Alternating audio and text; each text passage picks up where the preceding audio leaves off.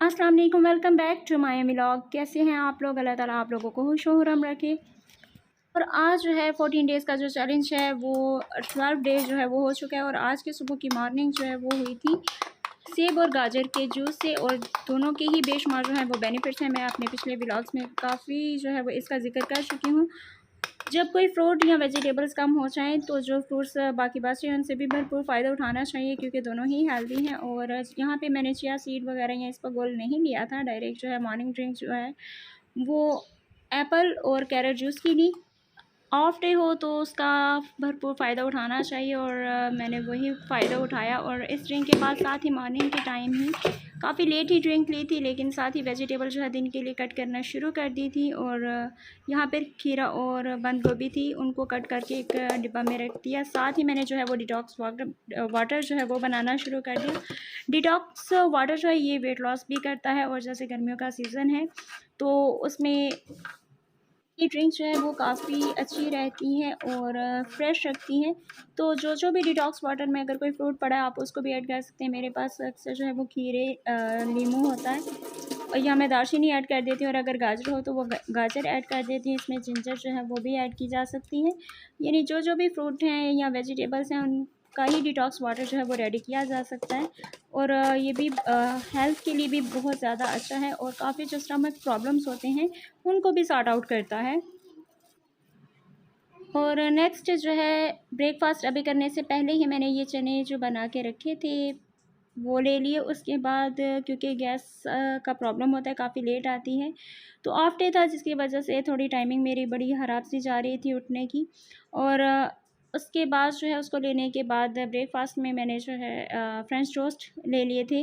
दूध में brown sugar को ऐड कर दिया था, चीनी को ऐड नहीं किया था, ब्राउन शुगर को ऐड किया। और साथ ही अंडे जो हैं वो डाल दिए और इनको अच्छे तरीके से बीट कर लिए। और ब्रेड में जो है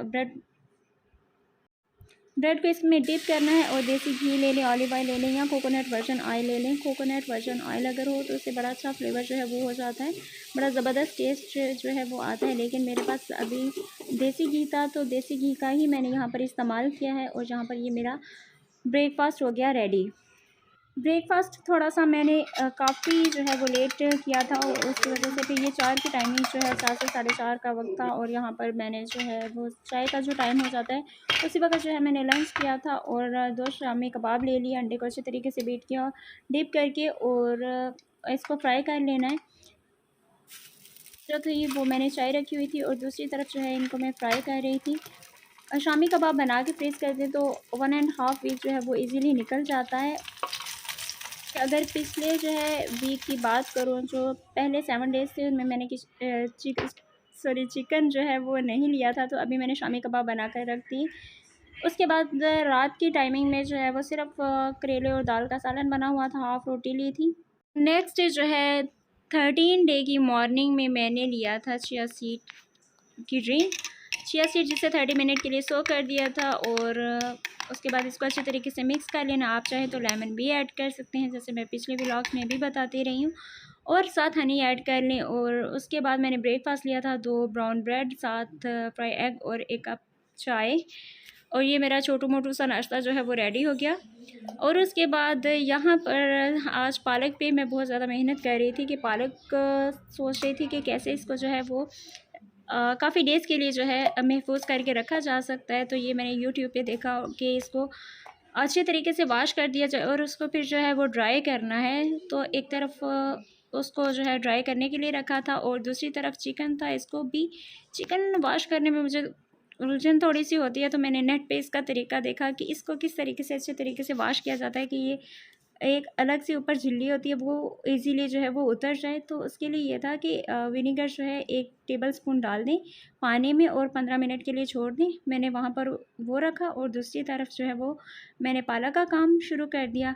मेहनत वाला काम था, लेकिन ये है कि मुझे बनाना थी इसकी स्मूदी, और उसके लिए मुझे ये मेहनत करना पड़ रही थी। जो आप आने वाले मेरे व्लॉग्स में देखोगे कि पालक से स्मूदी कैसी और कौन सी बनती है। तो यहाँ पर मैंने जो है वो टिशू लिए, और इसको अच्छे तरीके से यानी ड्राई कर लेना है पत्तों को। और वाकई ये जो है वो 1 वीक तक तो बहुत अच्छे ज़बरदस्त जो है वो फ्रेश ही रहते हैं। टिश्यू, लेकिन ये है कि लेयर्स लगाते जाएं और ऊपर 7 टिश्यू रखते जाएं तो काफ़ी टाइम तक चलते जाएंगे। तो यहाँ पर ड्राई होने में काफ़ी टाइम लग रहा था, लेकिन है मेहनत करना है, उस चीज़ को वेस्ट नहीं होने देना। तो पालक जो है वो ज़ाया ना हो, उसको महफूज 2-3 दिन के लिए था। और इस तरह से जो है टिश्यू के ज़रिए मैंने इसको कर दिया, एक डिब्बे में बंद करके रख दिया। दूसरी तरफ चिकन, जिसको 10 से 15 मिनट का टाइम हो चुका था, और उसके बाद वो पानी निकाल दिया और दोबारा से पानी से वॉश कर दिया और बहुत अच्छा जो है वॉश हो चुका था। और एक मैंने रेसिपी देखी थी, तो मैंने कहा कि चलो पालक आज ही लेकर आएंगे और पहले ही पालक से जो है वो ट्राई की जाए कि ये रेसिपी क्या मज़े की बनेगी भी या नहीं। तो यहाँ पर ट्राई करी थी, पालक ली और मैंने ओट्स लिए और साथ ही अंडा डाल दिया और पानी डाल दिया, जो कि बहुत कम डालना था, लेकिन पानी ज़रा ज़्यादा ही जो है इसकी क्वांटिटी हो चुकी थी। और उसके बाद जो है मैंने इसको ब्लेंड किया। आफ्टर ब्लेंडिंग जो ठीक होना चाहिए था, वो मेरा बहुत थिन जो है वो हो चुका था, मतलब मेरी रेसिपी पानी पानी हो गई थी। तो यहाँ पर जो है उसको थोड़ा थिक करने के लिए, गाढ़ा बनाने के लिए मैंने ओट्स का आटा था उसका इस्तेमाल किया। अब यहाँ पर कुछ मसाला जात थे, उनके ज़रिए बना रही थी, लेकिन जो रेसिपी देखी थी उसमें थिक जो है वो ये पेस्ट रखा था, लेकिन उसमें सिर्फ नमक और जो काली मिर्च है उसी को ऐड किया था। लेकिन हम लोग पंजाबी और पंजाबियन स्टाइल में ही, देसी स्टाइल में ही लगे हुए थे, मसाले ऐड कर दिए कि पता नहीं रूखा फीका सा जो है ये लंच ना मेरा बन जाए। लेकिन खैर फर्स्ट ट्राई थी, मैंने कहा कि फ़र्स्ट ट्राई करनी चाहिए, ट्राई करने के बाद ही पता चलता है कि ये मज़े की बनेगी या नहीं। एक एक्सपीरियंस तो मस्ट करना ही चाहिए। तो यहाँ पर मेहनत मशक्क़त की, कीमती कीमती चीज़ें जो है वो लगा दी, ओट्स और अंडे का इस्तेमाल कर दिया। उसके बाद इस तरह का पेस्ट बना लिया। अब ये सोच में थी कि पता नहीं कैसा बनेगा,